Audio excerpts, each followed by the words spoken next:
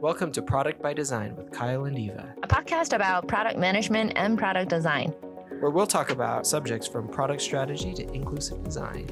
Every episode, we just have a good conversation about all the things that you may already know or not know, and occasionally we'll have a guest from maybe engineering or other product managers and designers to talk about all these topics.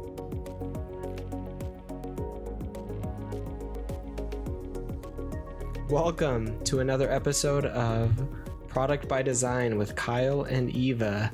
I am Kyle. Hello, and this is Eva. And today we have a special guest with us, and we have Alexa Burke, and she's a product manager at Chatbooks, and I am going to have her to give you a little intro about her and her work. I'm so excited to be on here. It's really exciting that you guys have this podcast to talk about product and product design. So a lot of my background has definitely been in content strategy, understanding user journeys and user flows. And so Eva and I actually used to work together at the company they're currently at.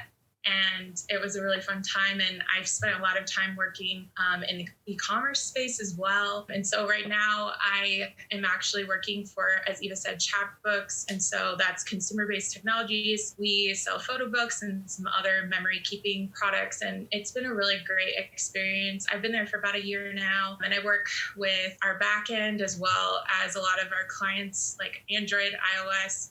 We also have a web client we work with as well. You can create all of your family memories, whether you're on our mobile app or on our website. And a lot of my time is just spent working cross-functionally. We have what we call CX teams or customer experience teams, and that includes somebody from operations as well as somebody in marketing. And then we also have our engineers, myself, and then we have a product operations manager as well who helps keep everything running on the operations side of things. And so, yeah, we're used to working in small teams to accomplish big tasks.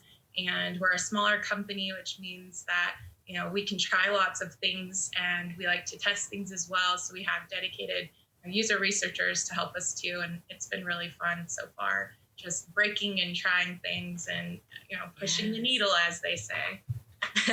I love this. I mean, where were you in the other, episodes that we were recording? I feel like already we're like jumping into it, and then there are already so many things I'm like, oh, what is this? What is that? And how do you guys do that?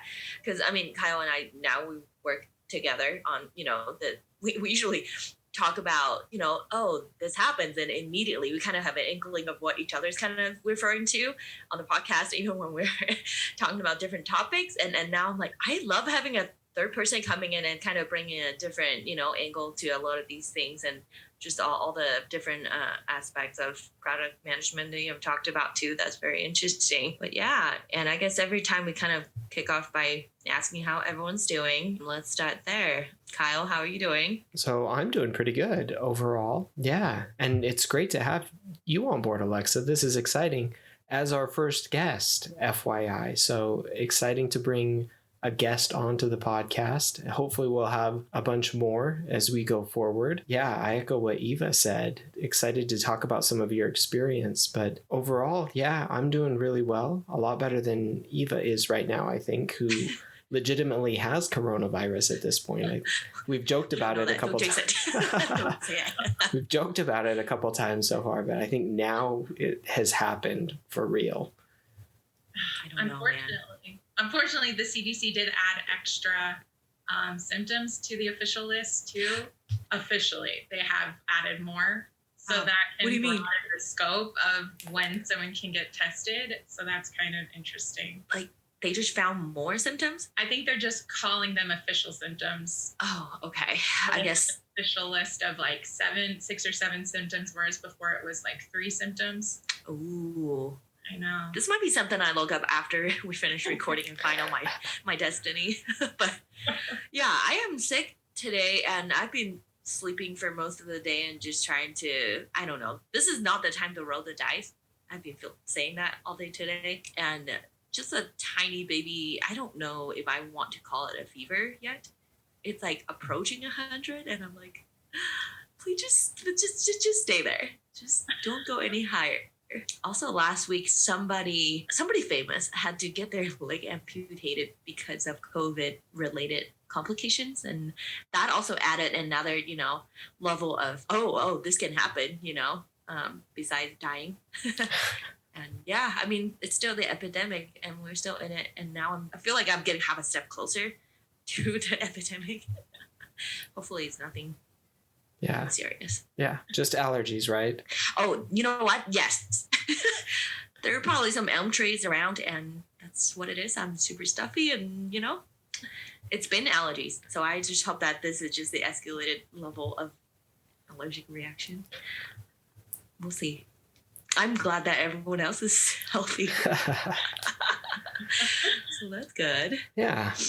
So yeah, what else is happening? Anything exciting? I don't know. How about you, Alexa? Anything exciting happening? How are you doing? I mean, I'm doing great. I have just received a 4-star rating on my island on Animal Crossing. If anybody has been playing Animal Crossing New Horizons, they know that it's actually a lot more annoying than you think. So, of course, now the slippery slope is that getting 5 stars is even harder. But we have traversed to the 4-star rating, which is good. I feel like a lot of the time, my spouse and I just take our dog for walks, about 5 times a day to keep things interesting. No, I'm just kidding. But we do. We try to get outside as much as we can. And we do just try to schedule game nights with our friends virtually, try to keep things interesting as much as possible. So I wouldn't say that life is super exciting. However, we try to mix it up as much as we can. Yes. I did not know that you can get ratings on your island. Oh yes, it's quite coveted because if you get 5 stars, there's lots of fun things you get, like a crown and a golden watering can. So if you plant flowers, you can eventually get the elusive golden rose. Ooh. Very cool, worth lots of money. Just the important things in life, crossing flowers, like building furniture, catching fish, the usual. Interesting. Worth real money or worth Animal Crossing money? I mean, Animal Crossing money. Okay. But it's real to your real happiness. Yeah. Okay. You get street cred with that nowadays. If you can post, on Twitter, people respect you. Yeah. No, that's a good point. It's very real in that way. It's like toilet paper is becoming like a fiat currency, so it's like real money in that way. It's legitimate. And it's become social currency. Yeah. So yeah. This is such a wild time that we live in, but I love it. But yeah, I feel like this is a perfect segue into the new lifestyle of working from home that we're going to talk about today. And I know working from home allows all of us to have more time on Animal Crossing and all the things that we usually don't have time to do because we commute. And some people I know that work with us commute, I don't know how they do it, hour and a half. Yeah, I bet they're really happy they don't have to do that in just 3 hours back in their life. So yeah, first thing that I think we're going to talk about is how to work from home, right, Kyle? Yeah, you gave us a little bit of background on what you do and some of the product management things you've done, but maybe you can kind of tell us a little bit more about your background on working from home, both in the current situation that we're in, as well as, what was kind of your experience working remotely before, the current crisis hit? Sure.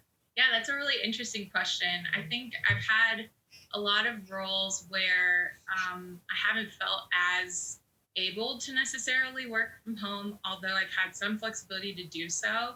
A lot of times in past, it's been better or more effective for me to be in the office with my team, particularly when I was at Clearlink, where you guys are now, just because there were so many things day to day that needed to happen that weren't happening with development. I was spending a lot of time working with marketing as well as account management, and they're often in the office and they would literally stop by my desk day to day. So yeah, depending on kind of where I've worked, I still have never necessarily taken a lot of time to work from home, but I have found, especially working at Chatbooks, since 50% of our workforce is work from home, it's our support team. We're very accustomed to it, and we have a very flexible work schedule, and we do work from remote offices. So all three of our offices are in different locations of Utah, and so we have one in Sugar House, which is in Salt Lake.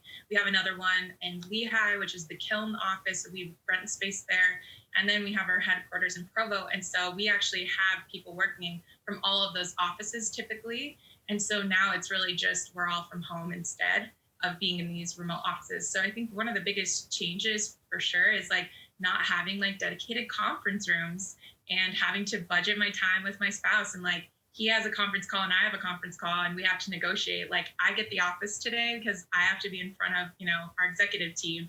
You can go be in the bedroom or whatever. So I think that's one key difference I've noticed too, is just in this like situation where we have to work from home. I think our teams have adapted really well to it because we have a naturally flexible work schedule, and I am doing a lot of remote communication with my team as it is. So it hasn't been too bad that way. I think it's more just like making sure that the time I'm spending working versus the time when I'm not working, to make those feel very separate and to kind of get that delineation between my work life and my home life is probably the biggest challenge. And making weekends feel like the weekend, because if you're just like inside all the time and you're in the same space all the time, it's hard to feel that like delineation happen. And so, yeah, most of the time, like I said, haven't worked a ton from home on like a consistent basis, but now I've realized I actually do enjoy working from home. Isolation is what makes things a lot more difficult, I think, at this point, just considering mental health and other things. Yeah, I think that's really interesting. What's been kind of the overall perspective from your company's view of work from home? What's kind of the perspective going forward? One thing that's really interesting, we have a really good set of defined norms and culture ideas around Chatbooks. They've spent tons of time really cultivating that, and I really respect it. We even have like a physical book that was distributed last year to everybody in the company about like what we do, who we are. And so one of the main things that we like to talk about is 8 amazing hours. And so that's this idea that like, no matter where and when it is, like just give us those 8 amazing hours and like really give us everything during that time, and then just go and live your life. And so I think for us, it's been a pretty easy transition in terms of like a culture shift, because we already have that culture of like, make sure work fits in with your life. I think the biggest change that we've heard is just really taking extra time for our mental health, making sure that if our 8 hours aren't all consecutively 8 hours, that's okay. If you need to work 2 hours early in the morning from like 6 to 8, take a break, come back to things, work late in the evening, like whatever helps you to be your best self and your best, team member to the rest of the people who depend on you, like that's all that really matters. And so I think for us, that's definitely been something. Another thing that has been brought up too for us is like some of our leases are coming up and Killen is month to month. So do we keep these offices? Do we change it so that people are working from home more if the Provo office isn't the closest office for you? Those are still things that like our company is trying to figure out, but are definitely on the forefront and things that we are actively talking about and are being brought to our attention. So I think that's been really, really interesting too. But I think the general consensus is like work when is most effective for you, knowing that a lot of our employees are working parents and they also are trying to homeschool their children. I personally don't have children. However, lots of my coworkers do. So that also adds to the complexity. And I'm sure lots of people at Clearlink do have children at home as well during this time. So yeah, I think for us, knowing that we are good at working from home has helped us feel comfortable, knowing that we may or may not, go back to a traditional office setting, or we may add extra days dedicated to work from home. And that might be our new policy, like every Wednesday, because that's our crank day, as we call it. That's a dedicated work day where we avoid unnecessary meetings and we try to keep the day fully open for people. Maybe that becomes our work from home for everybody, and everybody just designatedly works from home. And that could work really well for us. So those things are still in question, and they are in play. We just don't know exactly what will happen. Interesting. No, I think that's really good. And you've touched on a lot of topics that I think are really pertinent to a lot of folks, as far as like, how will we continue to deal with, work from home for the foreseeable future? How does it impact, the things that are happening right now, as far as the balance between, what we're doing in our personal lives and our work lives, and how do you balance that with, especially with kids at home right now? That's a big thing that I think a lot of us are dealing with, especially with school happening. And then how do you find the right balance of that mental space between work and everything else that's going on. And then what are the long-term implications? That's a big question that I think everybody's looking at as far as offices, getting back to the office. What does the new normal look like? Josh, just so many interesting questions that I feel like we could kind of dive into a whole bunch. I was just kind of thinking to your point of like things that are going to be changing, things that have changed, right? So my husband Colby and I, we were talking about this too, is that what does it look like after we come out of this on a, the society level of it? Is he asked me like, are we going to, handshake other people, in a professional setting? Because that is going to feel a little weird, for a long time to have that contact. And so, yeah, I think those are very interesting changes that we're going through. And I'm very interested in seeing what 2021 is going to look like, because that is going to look very different than 2019, right? And also, even the idea of having a meeting right now, it's a lot easier in a way, because I think when we were, at least for me personally, when we were back in the office, having to find meeting rooms was definitely one of the biggest challenge. And it's always like, why are people booking, a giant conference room for 2 people having a one-on-one? And those things do happen too. And now there's not that problem. It makes it very productive during the day when it's just like, okay, we all have time. Okay, let's go, right? Also, the proximity difference also makes it very difficult too, is when you have 3 people in one room together, and then there's 1 or 2 people doing remote conferencing, and then somehow they can't hear, the 3 people individually in the room. But now we are at home and each of us have our dedicated headset, dedicated, microphone. It's a lot easier to have a meeting that way versus, some people in one room, some are not. So those are things that I'm just very curious, like for us, how that would change. And I know that we have been, I guess, enjoying a lot of the really, I don't know, mercy is not the right word, but understanding, and just it's nice to know that our CEO cares about us, to make sure like, yeah, if you don't feel okay going back to the office, we're going to extend that, work from home period and stuff. So I feel like I just have a lot of bits and pieces in my mind about this whole work from home situation. But so, yeah. And I almost want to ask you guys, like, what do you guys think or speculate will change when we come out of this? This is a level 100 question. Foresee the future. What do you think will change? Kyle, you should take this one. I feel like you have something brewing. For me, I've got a long list actually that I think is going to change coming out of this. And I think it's, as far as professional things, we'll stick to the professional arena for right now.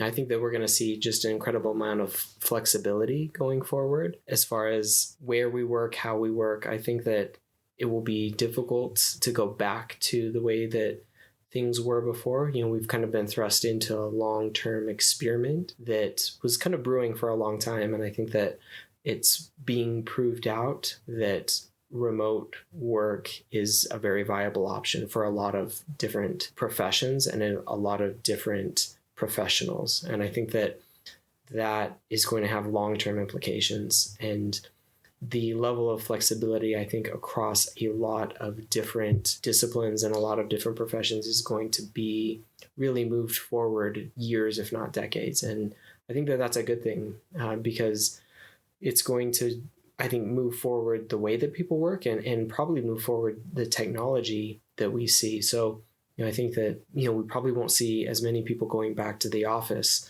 and that's going to just have ripple effects in meetings, in real estate, in education, in consumer behavior, and just kind of down the chain as we go, how all of that starts to work and in kind of social interactions and things like that. Will we go back to movie theaters in the way that we have, or will there be kind of a permanent shift to, consuming things at home? I think that to some extent, we'll be excited to get back to some things, but in a lot of ways, I think that there will be kind of a hybridization of some of the things that we've been doing. So like the social interactions that we've been seeing at home will continue to some extent. And while we will get back to some of these larger social gatherings in some way, I think that we will continue to see just a move to more online at home as well. And that will have kind of a longer term effect that as we kind of as the pendulum has swung really hard for a time in one way, we'll move back, but it's going to not be kind of a full swing back, and we're going to have some sort of settling in. It's going to be interesting over the next little bit. I totally agree. I think one thing that's been interesting is I think in some ways I've taken for granted just those like day-to-day human interactions with even my coworkers or friends.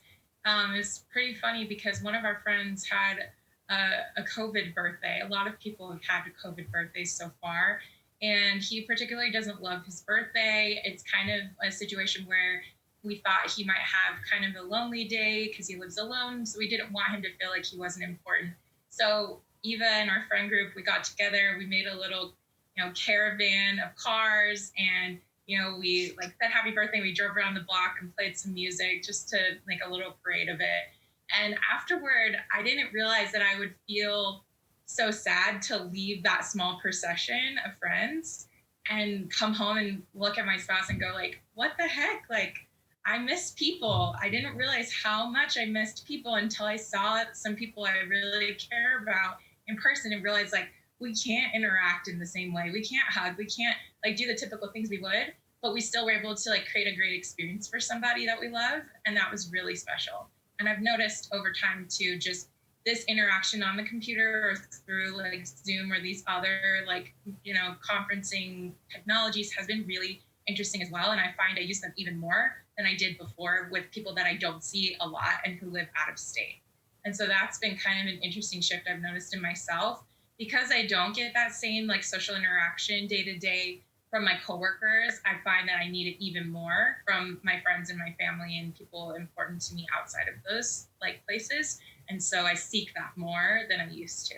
So that's been kind of an interesting shift I've noticed in myself. Yeah, I definitely agree. And something that will probably continue a shift. And I've seen that as well. And we've seen it just keeping in better touch, something that would have never happened, like with out-of-state friends and family that didn't contact nearly as often, and is happening so much more and will happen so much more than it was before. So it's been really, really interesting. Yeah, and even us using Zoom, I kind of feel like, as we know, Zoom is blowing up right now, and the I feel like their development just like got 10 times quicker or something happened, because in the past month I feel like to facilitate all these new changes that has happened and are happening, I've seen like 4 or 5 different features that popped up in the last like month or so versus the last whole year that I've been using it. And it was like, oh, maybe small changes here and there. I can't even name anything that happened in Zoom last year, but this month it's like, now I can do a thumbs up, now I can clap with an emoji, and now I can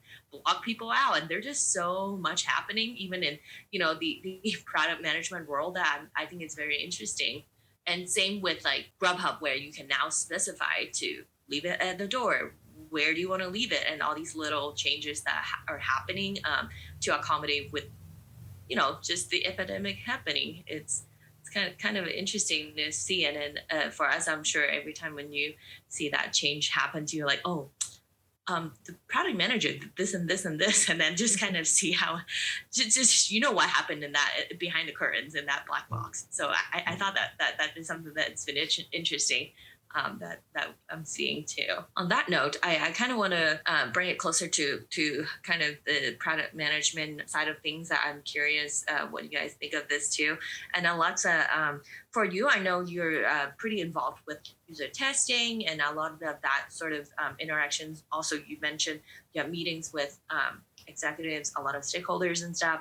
How are those interactions changed? Sure. I think this is probably universal to a lot of people working from home right now. And I'm curious what you guys think about it. But I've noticed it's really interesting when you have these larger meetings on Zoom, how you give a presentation and maybe you share like some really amazing findings, or you have a really exciting thing that you want to share, and then there's just like silence. And then people are like clapping through the video, but there's like no sound. I think that's been kind of an interesting change I've noticed just with like workplace etiquette as well. Like people put themselves on mute a lot, and then you're just kind of like, oh yeah, it's a little awkward at times, like presenting or sharing ideas, or brainstorming can be uncomfortable too, like when you're doing like cross-functional brainstorming and stuff like that. So those are definitely like some interesting changes I've seen. But I've also thought, like, from a product management perspective, okay, what can we do to make brainstorm sessions the most effective they can be, given that people are kind of all in very different situations at home? And like, what can we do to like try to avoid like awkwardness, but keep things productive? And so, sometimes that means like you give your team, for example, like some kind of a prompt. So like our team is taking on a brand new product this quarter, and all of our objectives and the key results we're using to measure those are all new to us. So I was like, okay, the first thing our team should do is try and go through this product flow, create the product and purchase it, and then just share the feedback. Because I've noticed that just taking in everybody's feedback in that fashion has been a lot better and a lot more successful than like, hey guys, let's brainstorm this one feature to death and like come prepared with some ideas. Like that can be really hard. And so finding creative ways to get the same result, or at least have like an avenue to start from rather than trying to just like brainstorm from nothing, has been something that we've like changed and adapted as we've been trying to work together. And I was curious like how you guys have been working together, especially because Kyle, you're the head of product. You have a lot of different teams that need you probably. Like I'd be so curious to know how that's been going for you guys. Yeah, I think that's a great question. Everybody's been adapting to it in different ways on our side. That's probably similar across the board. So I'll turn it back around to you in just a second to hear kind of what some of the other teams at Chatbooks have been doing, and maybe some of the tools as well. Some of the teams across our organization have been, I think, adapting in a few different ways, and using some different tools. Obviously, some of the primary tools that I think everybody's been using, so Zoom and Slack. I've been a big fan of things like Lucid for things like story mapping and just getting like brainstorming out there. So for different sessions to just kind of get ideas up on the board.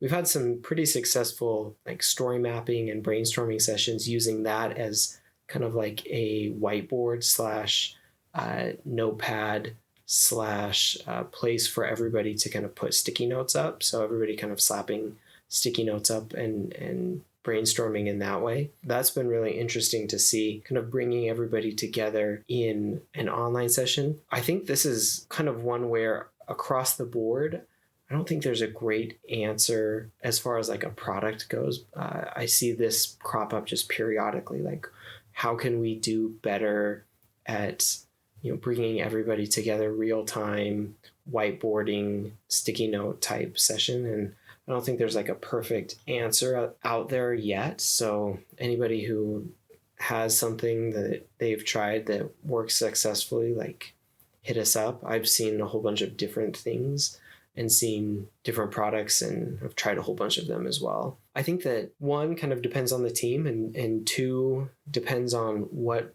the specific needs are. And so getting everybody engaged in whatever way works best for kind of that particular group, whether that means mics on, cameras on, talking through, or getting something like a Lucid chart up where everybody can kind of put sticky notes up and write out ideas and put them up real time so we can kind of talk about them as we go. Or, I've had success in the past too, and we've been doing this in some strategy-like sessions where we've been submitting ideas beforehand and then kind of talking through them. So we'll go through and everybody will kind of submit some different ideas before to a facilitator, and then we'll aggregate everything, and then we'll go through, have everything kind of prepared a little bit before, and then talk through them. So everything is a little bit prepared before, and then we kind of are able to go through a little bit faster and talk through some of the different ideas and things. So those are a few of the different things that we've been doing and using, from surveys to different tools. Any other thoughts to add to that, Eva? Things that you guys have been using from the design side? On my side, it's been fairly easy just because right now the design side, we only have me and, Jordan. So we have member of two. So far we've just been very good at pinging each other and it's a lot easier to feel like you can reach out when the size is smaller. So we haven't been able, we haven't had that need to go and say let's do it in Lucidchart or anything. And we mostly actually we have used the what is that feature called?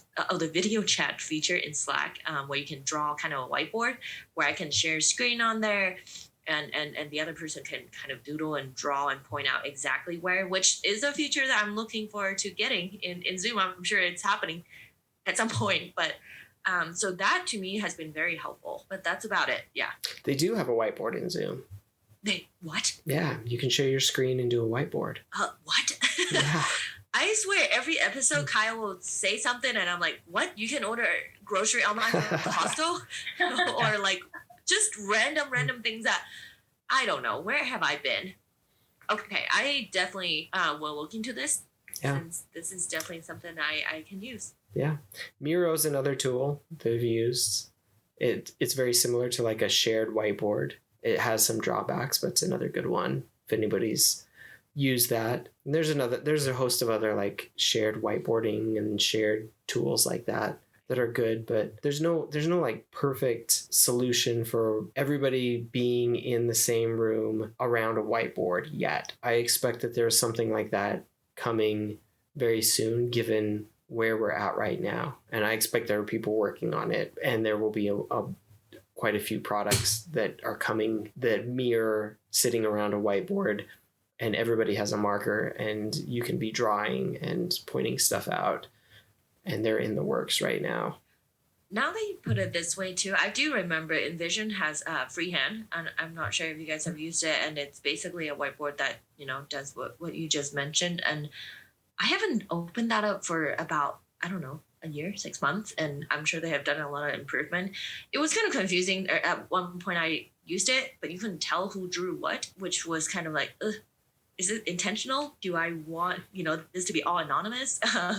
But yeah, good to hear that Zoom has that feature, but I wish it was more visible so that I don't have it, on record that I didn't know about this, right?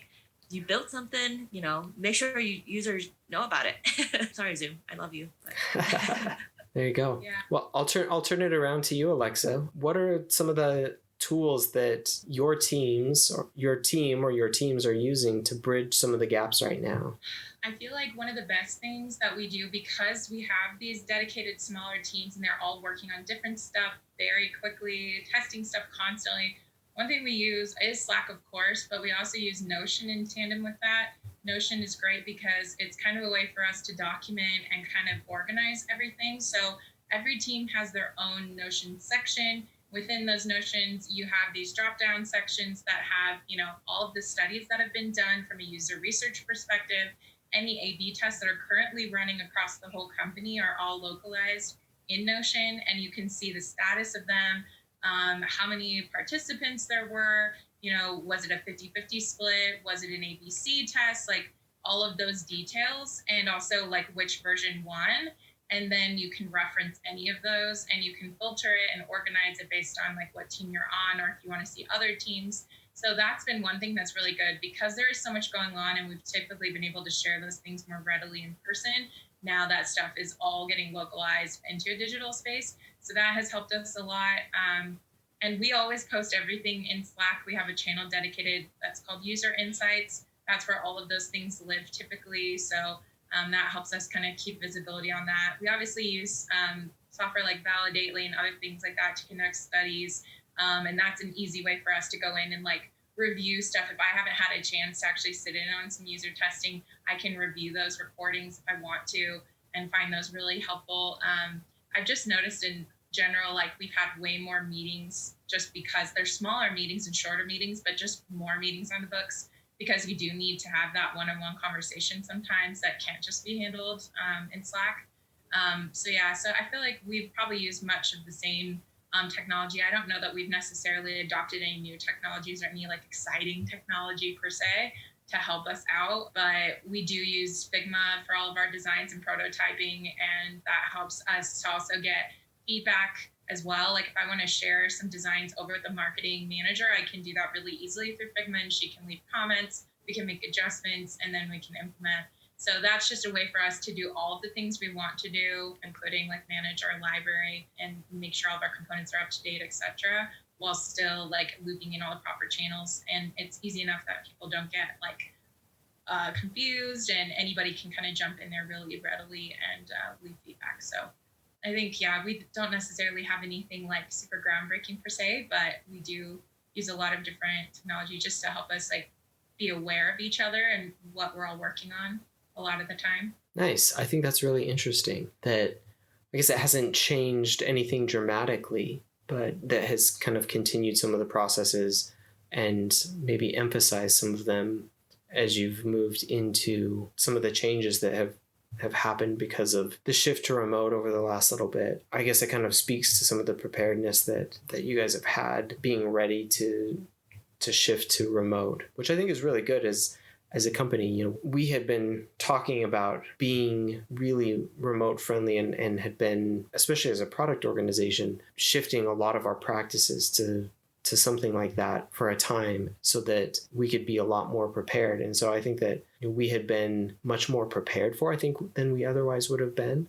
And I think fortunately as a company, we're able to shift a lot of our practices pretty rapidly in a lot of ways, but not necessarily everywhere, which I think was definitely the case kind of across the board. It's been interesting to see like what organizations have been able to shift and what haven't. And I think you kind of touched on an interesting point, like what are the technologies that are going to be kind of massively adopted going forward and what aren't? Like, are there going to be things that we kind of shift to, and are there going to be things that we don't necessarily change at all? Like, are we going to just kind of continue using the technologies that we have, just more so, or are there going to be things that really shift as we move forward into kind of a new environment? So I think that's going to be a really interesting thing to see and watch going forward. I just want to point out this too, is that when Alexa, you mentioned that there's not like a lot of new exciting technology that you guys needed to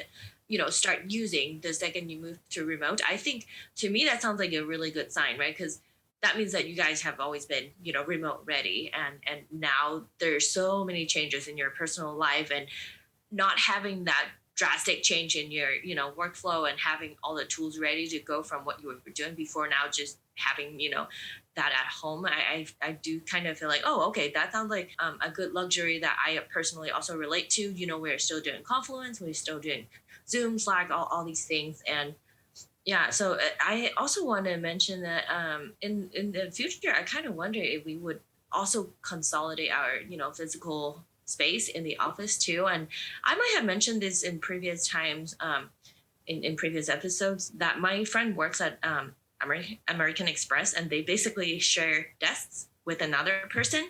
So they have like a morning shift and a afternoon shift, and depending on who you pair up with, and hopefully you get someone you like, and you just end up using the same desk, and they basically double the size of the people who can use that same space, which is very interesting. Yeah, let me ask you guys this question. Is this the new normal? What do you think? I feel like this is close to the new normal, and I would say if we restricted just to work and not to like anything outside of this, designated work from home, like orders stuff, I would say this is pretty close. And like I've kind of mentioned, our company didn't really have to adapt too much. I work out of our Salt Lake office. So 3 days a week, I was already doing this because none of my team is in the office with me. I have some other folks that are on other teams that work in Salt Lake, but we're a pretty small group, and a majority of them are in marketing. So like my day-to-day interactions with them are more on a social level. But when it came to work, like it was me Zoom calling. Like we even do like our refinement meetings where we go over our backlog and we check our roadmap and we make sure everybody has what they need to, be successful for the next week. All of those things are happening remotely as it is. We actually aren't even having that meeting in person as it is because of scheduling. So we were like, okay, that's our Tuesday meeting when all of us are in different offices, and that's fine. So I kind of feel like this is pretty normal. And I think from an overhead perspective, a lot of companies would save tons in overhead and tons in just like lease and everything else. Like that makes a huge difference and allows them to spend more on benefits and on things that actually help employees. And so I could see that a lot of companies see that as a cost savings, because right now we're not using those buildings, and that is a huge cost. So what is that trade-off for them? And I could see that really adjusting for sure. My husband's workplace also experienced some damage from the earthquakes from a few weeks ago. So there is a lot of cost. You're right. And I think I share a lot of the sentiments that you just mentioned, like work-wise. Yeah, I think more remote time would be really helpful as far as like, productivity goes. And since now we are really a lot more ready than, let's say, like even 5 years ago. Can you imagine having this epidemic like 5 years ago, where I don't think we were as ready as we are now in 2020 to have all the tools ready to go. I think as a society, we definitely got pushed into this, but I think it helps to realize kind of what Alexa, you just said too, is that the overhead, there's a lot we can save and put it into the employee's pocket, which hopefully goes into our pockets, right? But and I think those are definitely things that I want to, like this is good new normal, but not in the personal life where we can't see each other and on that side. So yeah, in a way, I hope that this becomes the new normal. And I also think that I think a lot of companies are already doing this too, just extending the talent pool of where you can hire.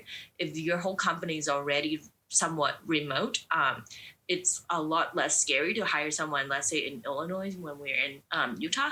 I think that will be very interesting too. That's a really good point. We've definitely seen that on our end, because right now we are not hiring.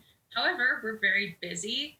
And so we've actually opted, as some people have been taking parental leave at our company who are really crucial members of the team, particularly in design, we've actually brought on some people remotely to help us out for web and also like just in design in general, UX design, etc. And that's been really important and crucial. And I think it's even more comfortable for us to do it because of the current situation. I think that's a really great point. I do want to add that everything is great except for doing presentation. Kind of going back to what Alexa said, like the presentation is really the only one thing that's been really hard, because you just don't get that like in room, energy or interaction to kind of help you as a presenter to feel like, okay, we're good. Everyone's listening. And now, I feel like I've done that too, where there's some meetings I have to get something done and I have to, work in the background, where in-person meeting, you can't really do that. It's kind of I don't know, maybe it's a good thing, because there are meetings that maybe don't require your 100% attention and your time is better spent, doing what you need to do. But I think that's kind of a personal balance or personal choice. So yeah. Kyle, what do you think? I think that we're, like you said, professionally especially for product and technology, pretty close to what a new normal is going to look like going forward. That it's, going to be a much more flexible environment going forward, especially for those roles and jobs that traditionally just don't necessarily need to be in an office in order to be accomplished. So, I think that it's been a slow moving train for a long time, that this is kind of just pushed rapidly down the tracks, and an experiment that has hopefully been proving successful for a lot of companies. And that once we've been in it for months and months, it's going to be hard to put that genie back in the bottle. I'm using a whole bunch of metaphors right now. So, but I think it's good. And I've been, I've worked at a lot of companies that have been, very, very remote friendly. And I think that it's good for, to push this forward for a lot of people. I think it has a lot of benefits, kind of like we've been talking about, and it's going to have a lot of ripple effects that will be good and bad in a lot of ways. I think overall positive, but will have a lot of implications that you just have to, we as a society at large will have to kind of grapple with over the next little while. But I think generally are going to be beneficial. So I think it's going to be an exciting time once we get through kind of the difficulties of the pandemic part of it, which obviously are very, very difficult, and obviously part of dealing with it, and a really difficult part of dealing with it. Any other questions you had, Eva? Not so much question, but a visual that I want to share with you when I guess you and I both mentioned like, oh, we kind of got pushed into this new practice. I just remember how people talk about teaching your kids how to swim. You just toss them into the pool. If they swim, they swim. And it definitely feels a little bit that way. And that kind of led to another point that I want to investigate a little bit, maybe in the next 30 seconds. So is that, you know, how a lot of bigger companies that have the capability to build a gym, build, you know, a yogurt shop, a smoothie shop in their building, it's kind of like Google Campus, have all these things to kind of, the idea is to keep the employees there as long as they can, right? And then you can do a massage and then go back to work, right? And take a nap, go back to work. And now would the idea be, is it more helpful for the employee to be able to, you know, if I do have to work longer, to do that at home rather than you putting the money into building your nap pods, you know, at the Google campus. So I'm kind of interested to see if there will come this wave of companies that are just all of a sudden being super remote friendly for the same goal, you know, but you know, opposite on the other side of the spectrum to keep you working. What do you guys think? Yeah, I think so. I think that's kind of the same idea to do with just facilities and buildings in general. Like, how useful will those be? How necessary will those be? For a lot of people, not super necessary, probably. And, you know, being able to have everybody work from home, not just like corporate employees, for example, but having like all departments or all people that work for your given company be able to do that, it really kind of does mean that the perks would change, I would think. Yep. On-site massages, like smoothie Mondays, all those kinds of things that are really cool are not really going to help us right now, and probably like won't be as helpful or useful going forward if we do shift away from in-office life. Or like Grubhub that to me. You know what, though? That is really funny you say that. Our company actually is cool, and every Monday and Thursday we have lunch together as a company. And when we're in office in Provo, we spend about $15 a head. And they just have decided to give us the money they would typically spend on our lunches onto a Divvy card. So Divvy is, you know, a way for all of your employees to have a card, and the funds can get automatically applied to your card. So it's a company card, but it's a little bit more controlled, and the budget can be really tiny. And so they give us, you know, $60 every 2 weeks, and we can spend it on local businesses to order from local places. So they're like, don't buy any chains. If you have any chains, like, don't go to McDonald's, go to a local business and like buy your lunch there. But it's really cool because we're not missing out on that perk, but they've been able to make it like accessible to everyone. And for people who didn't have a physical Divvy card, they actually mailed them to us, which was cool. I forgot to pick mine up, and then COVID happened and we were all work from home, and I was like, oh no. They're like, no worries, just mail it to you. So they mailed me a card. Beautiful. And great.